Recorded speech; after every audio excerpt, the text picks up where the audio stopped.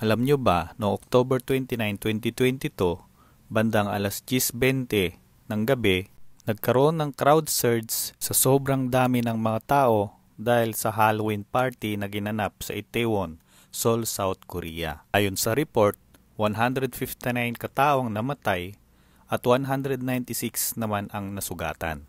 Karamihan sa mga biktima ay mga kabataan. 27 sa mga biktima ay mga dayuhan. Marami ang nag-alay ng mga bulaklak at mga kandila kung saan sila binawian ng buhay. Pagkatapos ng trahedya, isang pulis na iniimbestigahan ang natagpuan sa kanyang bahay na wala ng buhay. October 27, 2024, pinasyalan namin kung saan naganap ang crowd crash. At dito nga banda, naipit yung napakaraming tao noon. May video dati na dikit-dikit yung mga tao at hindi na talaga sila gumagalaw. Nagkaroon ng investigasyon at nakulong ang hepe ng pulisya dito sa lugar na ito. Nakulong din ang 3 dating pulis na sumira sa mga ebidensya para pagtakpan ang Halloween crowd crash na naganap.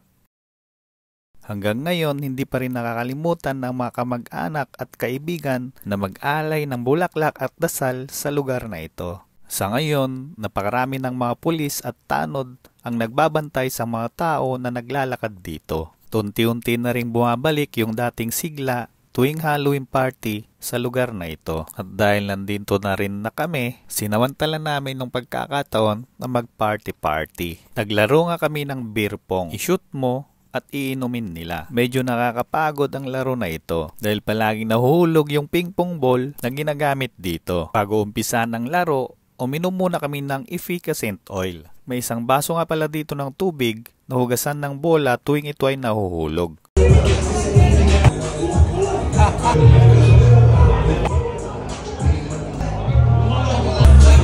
Habang nalalaglag yung bola, lalong sumasarap ang inuman.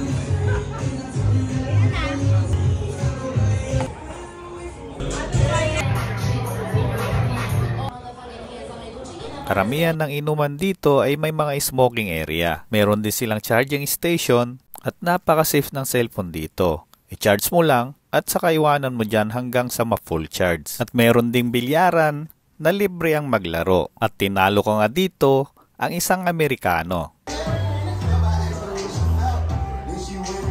Pagkatapos ay naglakad-lakad kami at nasalubong namin itong mukhang asong lobo. Imbis na matakot ay kinilig ako. Pinipilahan tala GR Pub, oh.